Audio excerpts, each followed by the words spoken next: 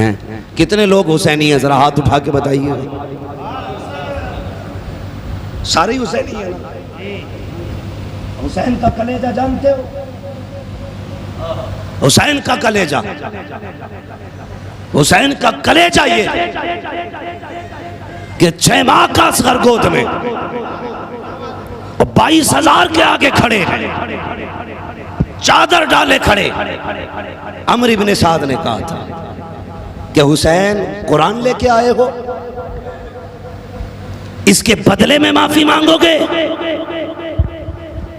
अब आए हो जब अकबर, कासिम, अब्बास सारे शहीद हो गए। अब आए हो, पहले कुरान लेके आते अकबर बच जाता, कासिम बच जाता और मोहम्मद बच जाते, अहले बैते थार के शहजादे बच जाते। अब क्या फायदा कुरान लेने का? मेरे हुसैन ने इतना सुना, जैसी गोद में पड़ी चादर हटाई, चेहरे असगर निकला, फरमाया जालिमो, मैं कुरान लेके नहीं आया, अपनी जान लेके आया। मुझे बताओ, अगर किसी बाप का 7 साल 4 साल का बेटा किसी एक्सीडेंट में मर जाए, अचानक आने वाली गाड़ी मार दे, तो गाड़ी वाली को या तो जिंदा मार दिया जाता है, पकड़ के अपने हाथों से कत्ल कर दिया जाता है, या उसके मुआवजे में इतनी कीमत मांगी जाती है कि सामने वाला दे ना पाए। तब भी कलेजे ठंडे नहीं होते। तुझे अपना इतना प्यारा है तो हुसैन को अपना 6 माह का कितना प्यारा होगा, सोच सकते हो? अगर नहीं एहसास हुआ हो तो कभी अपने 6 माह के लाल को सीने पे लेटाना, फिर करबला के बारे में सोचना, तुम्हें पता चलेगा हुसैन का असगर क्या था। सुबह उठ के जब 4 साल की बेटी को प्यार करो, फिर मुड़ के करबला में सकीना को सोचना, तब पता चलेगा हुसैन की सकीना कौन थी। अभी तो इतनी देर महफिल में बैठे, जितनी देर में लड्डू जायज हो, जितनी देर में बिरयानी जायज हो, गए जिक्र सुना के बातें सुनिए। नहीं, दर्द सुन, कभी दर्द सुन। करबला खेल नहीं, करबला दर्द है, करबला एहसास है, करबला खून के आंसू है, करबला बहता लहू है, करबला वो किताब है जो न करबला से पहले लिखी गई, न करबला के बाद लिखी जा सकती। हाँ, करबला क्या है? कहा था हुसैन बेटा, हुसैन कुरान नहीं लाया, हुसैन अपनी जान लाया है। और फिर करीम इब्ने करीम के जुमले सुनो, सखी इब्ने सखी की बातें सुनो। क्या कहा था मेरे हुसैन ने? फरमाया देखो, तुम्हारा इख्तिलाफ मुझसे था, तुमने अकबर, कासिम, अब्बास, सोनो, मोहम्मद, उमर, अबू बकर, ये उस्मान कत्ल कर डाले हमारे खानदान के शहजादे। कहते ठीक है, अपनी जगह है, लेकिन ये मेरा असगर है, इसे एक घूंट पानी पिला दो, मैं सारे जुल्मों को माफ कर दूंगा।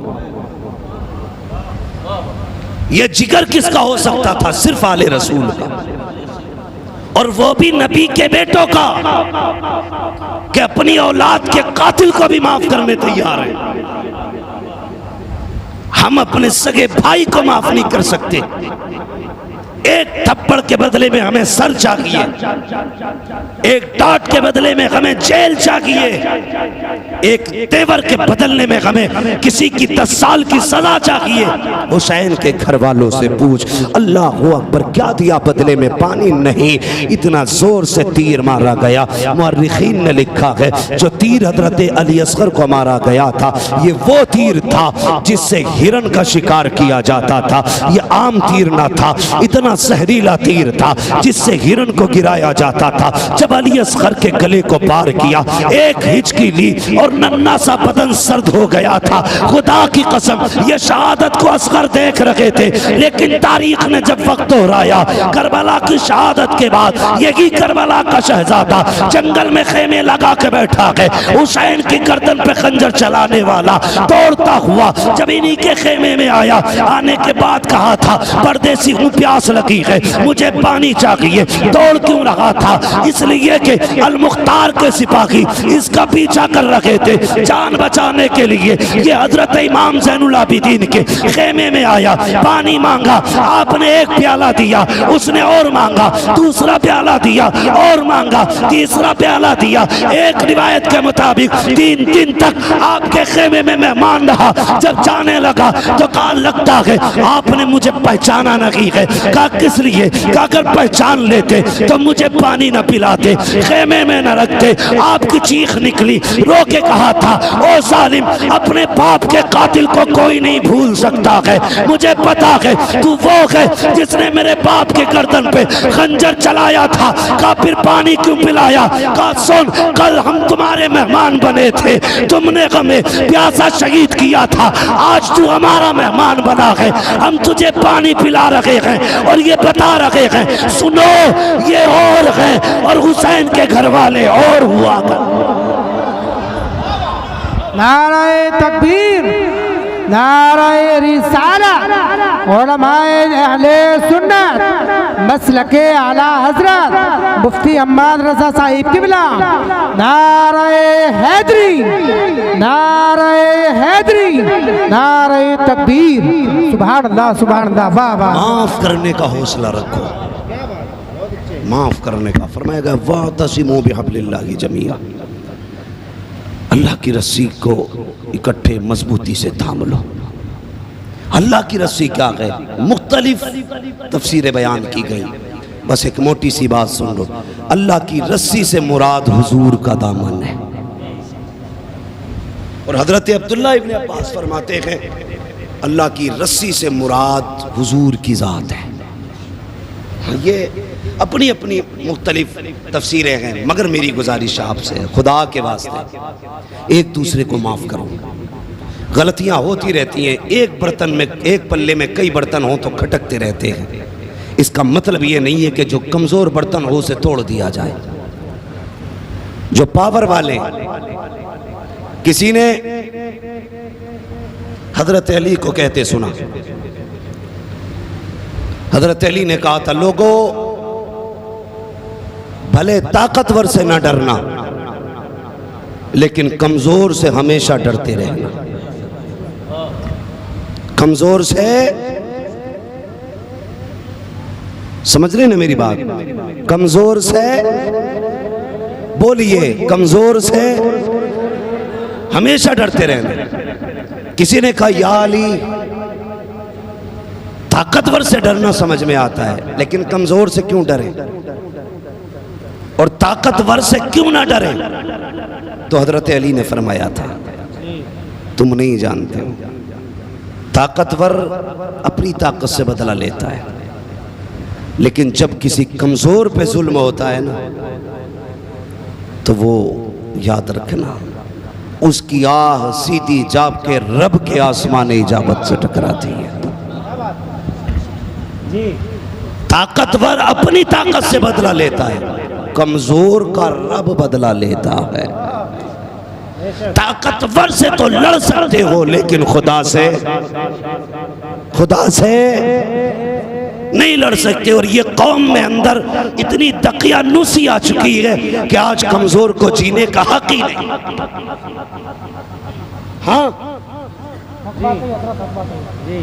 देखो, जाओ जंगल में जाके देखना, जो गरीब होगा उसकी मेड़ सीधी नहीं मिलेगी, उसका खेत चौकोर नहीं मिलेगा। कोई इधर से दबा गया, किसी ने उधर से दबा लिया। गरीब मुखिया के पास गया, प्रधान जी आज मैंड तोड़ दी। किसने? काउस ने। प्रधान भी गोड़ा भाग कर रहा।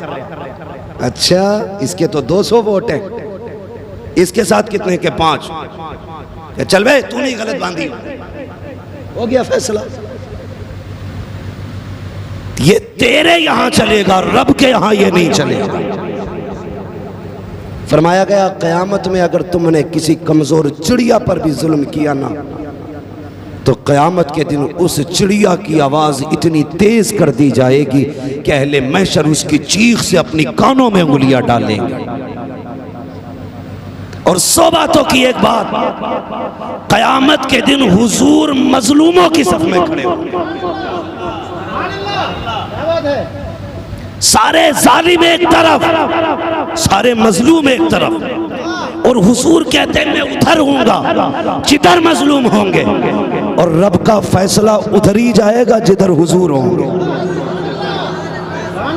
तो कभी जालिम ना बनना, वरना जालिम की रस्सी ढीली हो सकती है, उसे छोड़ा नहीं जा सकता। इसलिए मेरी गुजारिश है, किसी पे जुल्म नहीं करना। आज पावर है तो माफ कर दे, कल अल्लाह तुझे माफ करेगा। अगर तुम्हें कमजोर पे गुस्सा आए, तुम्हारे हाथ में ताकत भी हो बदला लेने की, तो ये सोच के माफ कर देना, आज मुझसे कमजोर है ना, मैं इससे ताकतवर हूं तो मैं इसे रगड़ रहा हूं, मेरे ऊपर भी कोई ताकत वाला है। अगर उसने पकड़ लिया तो कोई बचाने वाला नहीं है। जब वो पकड़ता है तो पटने देता है, दीवार में छर मारता है, थप्पड़ मारता है, क्या करता है? जब वो पकड़ता है ना तो ऐसे आंसू रुलाता है जिन्हें पोंछने वाला भी नसीब नहीं होता। हाँ, ऐसी जिंदगी कर देता है कि मौत मांगता है बंदा, और मौत ऐसी देता है कि रूह कांप जाती है। इसलिए डरना अपने रब की जात से, उसकी पकड़ से। आप ताकतवर हैं तो अपने कमजोरों के साथ नरमी से पेश आया करें, नरमी से पेश आया करें। आप नरमी से पेश नहीं आ सकते तो फिर अपना अंजाम सोच लेना, आपके साथ क्या होना। 2 बातें और कह जाऊं जो मुआशरे से जुड़ी आप बातें हैं। आप हाकिम हैं, आपकी औरतें क्या है? दूर के क्यों देख रहे? महकूमा है, आपके मातहत है, वो आपको शोहर बनाया गया, उन्हें औरत। तो इसका मतलब ये नहीं आप उन्हें निचोड़ के सूखने डाल देता। इधर से आए एक थप्पड़ रख दिया, उधर से आए एक रख दिया, घर में घुसे 3 गालियां, निकले 4 गालियां। ये भी मतलब नहीं। बहुत गौर से मेरी बात सुनो। मेरे हुजूर ने फरमाया था, मैं तुमको तुम्हारी औरतें और तुम्हारे गुलामों से तुम्हें डराता हूं। अल्लाह का खौफ करना इन दोनों के मामलात में, यानी इनके साथ नर्म रवैया रखना, वरना कयामत में हिसाब मुश्किल पड़ जाएगा। हिसाब मुश्किल पड़, हम तो ये सोचते हैं, हमने कहती ना कबूल कबूल कबूल, तो फिर लठ भी कबूल, जूता भी कबूल, जैसा चाहे वैसा रखें। औरतों को इज्जत दिया करो। मुआशरा तुम्हारी इन हरकतों से सबसे ज्यादा मुतनफ्फिर हो रहा है। सोशल मीडिया के अंदर जो हमारी सबसे ज्यादा बातें उछाली जा रही हैं, वो हमारा रवैया हमारी बीवियों के साथ कैसा है, ये उछाला जाता है। का मुसलमान औरतों पे जुल्म करते हैं, मुसलमान औरतों को सब ये सिखाया बताया जाता है। खुदा की कसम, मुस्तफा का किरदार उन्हें दिखाओ और उनके सामने पेश करो और दुनिया को बताओ, खुदा की कसम, औरत को जितनी इज्जत इस्लाम दे सकता है उतनी इज्जत कोई भी मजहब नहीं दे सकता। ये कौन सिखाएगा? ये तुम और मैं। फकीरा भी इस्लाम में है, गुड्डू पप्पन अच्छन भी इस्लाम में है, खाली मौलवी इस्लाम में नहीं है। हाँ, मौलवी इस्लाम में नहीं, तुम भी इस्लाम में हो। तुम अगर रोड पे बीवी पे थप्पड़ बजाओगे, लोग कहेंगे मुसलमान ने मारा। गाली दे के घर से निकालोगे नंगे सर, ये नहीं देखा जाएगा कितना बड़ा मुसलमान है। एक एक बंदे के किरदार से इस्लाम झलकना चाहिए। तुम्हारे लहजे नर्म होने चाहिए, बीवी के साथ तुम्हारा उठना बैठना निहायत नफीस उम्दा होना चाहिए, ताकि दुनिया कह सके कि जिस शान से मुसलमानों में बेटियां रहती हैं किसी कौम में नहीं रहती। समझ रहे हैं मैं क्या कहना चाह रहा हूं? उसका तो खून खोल लिया होगा, मगर ये खून अंदर ही रखना, बाहर निकला अल्लाह खाल उधेड़ देगा। इसलिए कि अज़वाज से मेरे हुज़ूर ने क्या कहा, तुम में सबसे बेहतर वो है जो अपने घर वालों के लिए बेहतर है, और मैं तुम में सबसे ज़्यादा अपने घर वालों के लिए बेहतर हूँ। तो अपने घर वालों के साथ नर्म रवैया रखें, मोहब्बतों से पेश आया करें, गाली गलौज बंद करें, हाथापाई ख़त्म करें। जो मामलात गुफ्तगू से सुलझाए जा सकते हैं उन्हें गुफ्तगू से सुलझाया जाए, गाली न दी जाए, मार तोड़ न की जाए। बस याद रखिएगा, जब हुजूर का किरदार अपना लोगे तो घर जन्नत बनेंगे। क्या बनेंगे? क्या बनेंगे? हमारी कौम का नौजवान शादी से पहले ये जानता है ब्लीचिंग कहाँ होनी है, शेविंग कहाँ होगी, कटिंग अच्छी कहाँ होती है?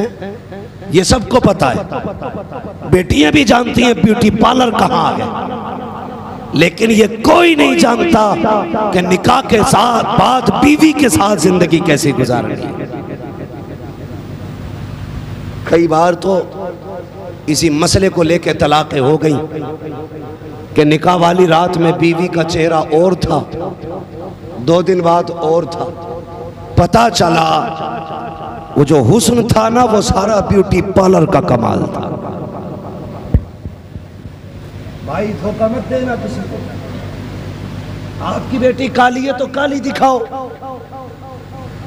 हाँ सांवली है तो सांवली दिखाओ। कई बार तो ऐसा हो गया दिखाई और गई, भेज दी कोई और। और नौजवानों, तुमसे भी ये बात कह के बात खत्म कर लूं, सोशल मीडिया के धोखे में मत आना, वरना कैमरे इतने अजीब चल रहे हैं कि काली कलोट भी पूरी हूर नजर आती है और तुम मुंह के बल गिर जाते हो। जब सिर पड़ जाती है तो फिर जाके मर जाते हो। नतीजा क्या निकला? कुछ नहीं। फैसला सोशल मीडिया पे नहीं, नेट पे नहीं, फैसला अपने माँ बाप पे छोड़ दो और ये ऐलान करो, जो माँ बाप कहेंगे वही ये वो क्यों बोल रहे हैं जो कर चुके शादी, वो भी बोले जिनकी नहीं हुई है, वही करेंगे जो शादी हो गई तुम्हारी तो चुप क्यों है भाई? सारे बोले वही करेंगे जो। गौर से देखो कौन नहीं बोल रहा, दाल में काला है, मस्जिद में बैठा है। वही करेंगे जो माँ बाप कहेंगे, फिर उसकी बरकतें अल्लाह आपको अता करेगा। नस्लें भी अच्छी होंगी, घर भी अच्छे होंगे। माँ बाप से भी गुजारिश है, तुम भी जरा हाथ जोड़ के देखभाल के रिश्ता करना। जहाँ चाय ज्यादा मीठी हो वहां के बंद करके हाँ मत कर देना। कम से कम जोड़ मिला के रिश्ते करें, जोड़ मिला के। हाँ, इसलिए देखभाल के रिश्ते करें, नस्लों को अच्छा करें, मुआशरे को बेहतर करें, अपनी सोसाइटी को अच्छा करें। जितनी सोसाइटी अच्छी होगी उतना आने वाला कल अच्छा होगा। आखिरी बात कह जाऊं, तफसील में कभी फिर गुफ्तगू करूंगा। आखिरी बात यह है कि जहेज की डिमांड बंद करें, निकाह आसान करें। कभी फिर इस पे होगी गुफ्तगू। निकाह वैसे 10-5 लाख लेना ये तो आसान ही है ना, और हमारे तुर्कान का तो दिमाग ही खराब है। कई लोगों ने मुझसे कहा कि आप बड़ा कड़वा बोल गए। मैंने कहा क्या हुआ? बोले एक तकरीर में आप कह रहे थे जिनकी रोडों पे आ गई हैं उनके तो पैर ही जमीन पे नहीं है। तो मैंने कहा क्या गलत कहा? मैंने जिनके पास 2 ही बीघी थी ना, चप्पल बेच के गुजारे कर रहे थे, जब से 4 लेन निकला है ना, आज वो गरीब का खून चूसने पे लगे। क्या गलत कह दिया? याद रख, इज्जतें देने वाला भी अल्लाह है, जिल्लतें देने वाला, जोर से, इज्जतें देने वाला और जिल्लतें देने वाला, दौलत देने वाला, गरीबी देने वाला। तो तू क्यों अकड़ रहा है भाई? तेरे बाप का क्या है, एक झटका देगा ना, रोड पे आके कहेगा अल्लाह के नाम पे दे दे, एक झटके में। हाँ, हमने कितनों को बेहतर से फटीचर बनते देख लिया, जिनके घर में नौकर काम करते थे हमने उन्हें नौकरी करते देख लिया इतनी सी उम्र में। क्यों?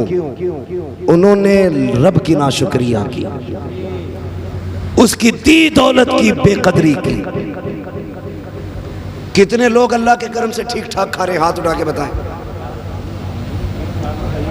हाँ माशाल्लाह, सभी खा रहे हैं। जिन्होंने हाथ नहीं उठाया उम्मीद करता हूं वो भी ठीक ठाक खाते, लेकिन वो इतना ठीक ठाक खा रहे हैं कि ज्यादा खाने की वजह से हाथ ही नहीं उठा सके। उनकी अपनी मर्जी है। लेकिन एक बात बताऊं, मेरी बात सुनो, वजह है ना, एक बंदे की खुराक कितनी है? जल्दी बोलें।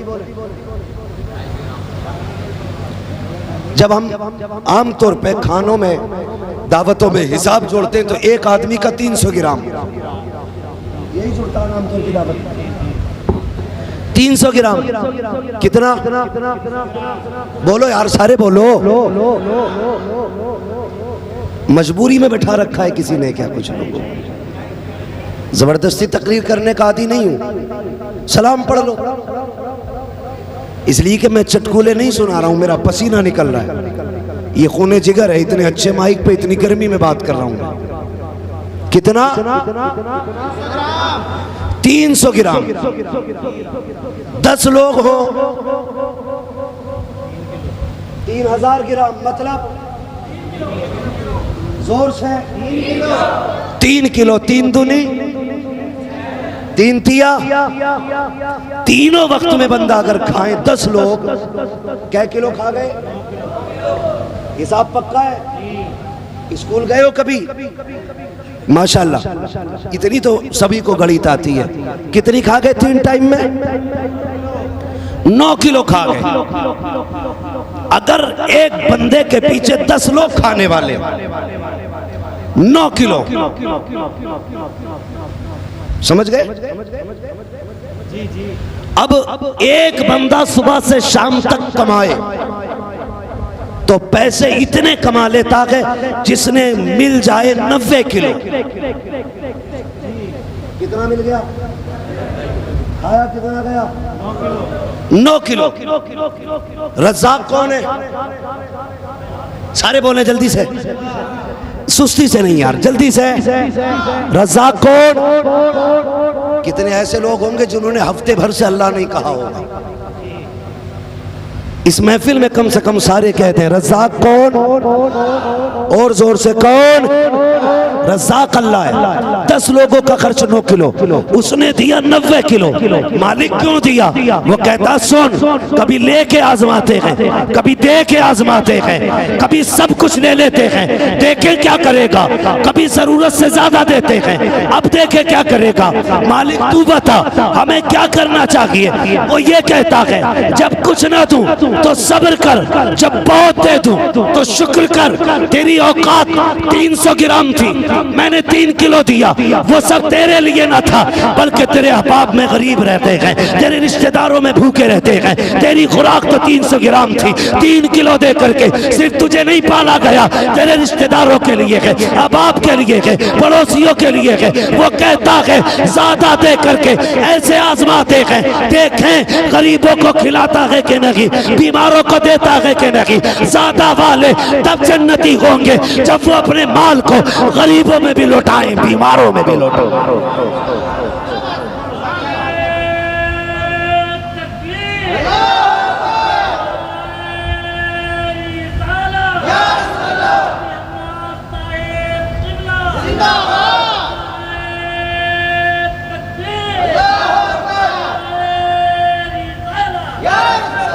ज्यादा दे तो शुक्र करना। हमारा मुंह इस काबिल नहीं था कि एक लुकमे के भी हम हकदार हो जाते। ये सच्ची बात, एक लुकमे के हकदार हम नहीं थे। वो तो अपने कर्म से टुकड़े खिला रहा है, अमल नहीं है एक चावल के लायक भी। अगर वो अमल के हिसाब से देने लगे तो मेरे हिसाब से 80% लोग मर जाएंगे। मगर कसम खुदा की वो शराबी को भी पाल रहा है, वो जानी को भी पाल रहा है, वो जुआरी को भी पाल रहा है, वो अय्याश और बदमाश को भी पाल रहा है, और तो और वो तो काफिरों को भी पाल रहा है। वो उन्हें भी देता जो पत्थरों से मांगते हैं, वो उन्हें भी दे रहा जो पेड़ों के आगे गिर गए, उसने उन्हें भी दिया जो दरियाओं के आगे गिर गए। मुझे बता, अगर वो उन्हें दे सकता है तो फिर मोहम्मद के गुलामों को नहीं दे सकता? अगर तेरा अकीदा ये वो दे सकता है तो बेगैरत तुझे हक किसने दिया? तू बेटी के बाप से 10 लाख मांग रहा है। बताइए, हक है हमें? सबसे बड़ी बात, जिसने बेटी दे दी उसने सब कुछ दे दिया।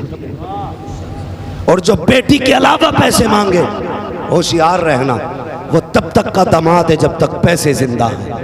उसके बाद या तो तेरी बेटी नहीं रहेगी या फिर वो दामाद तेरा नहीं रहेगा। हाँ, लाओ इन कुत्तों को मेरे सामने जो डिमांड के बाद किसी की बेटी के पति बनते। मैं पूछूं कि अपनी बेटी की क्या कीमत लेगा वो? कोई भी मर्द अपनी 4 साल की बेटी नहीं बेच सकता। 10 लाख लेकर के बेटी नहीं देगा। बेच सकता है कोई?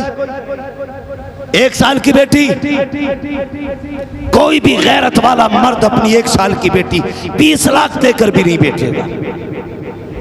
तुझे अपनी बेटी इतनी प्यारी है, उस बाप को सलाम कर जिसने फ्री में तुझे 18 साल की बेटी दे दी, 20 साल की बेटी दे दी और दी नहीं। गैरत कर, जिस घर में आ रही है वो बिस्तर अपना लाई है, वो बेड भी अपना लाई है, जिन बर्तनों में खाएगी वो बर्तन भी अपने हैं, जिस घर के अंदर वो अपना सामान रखेगी उसका संदूक अपना, जिस फ्रिज से उसे पानी पीना वो उसका अपना, जिस वॉशिंग मशीन में कपड़े धुलने वो अपनी।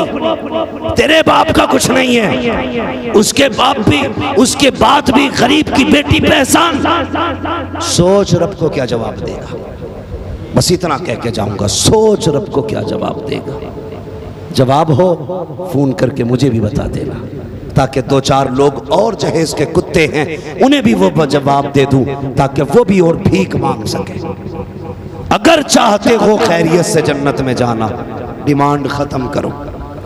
जो बाप दे दे वो बेटी के लिए, तेरे लिए, तेरे लिए। वक्त होगा इंशाअल्लाह फिर बात करेंगे।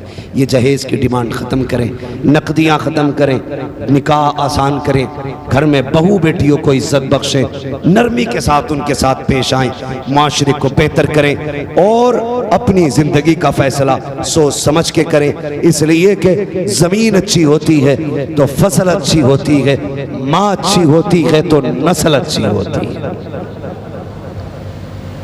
जमीन अच्छी होती है तो फसल अच्छी होती है, माँ अच्छी होती है तो नस्ल अच्छी होती है। अच्छी नस्ल के लिए अच्छी माँ का इंतखाब करें।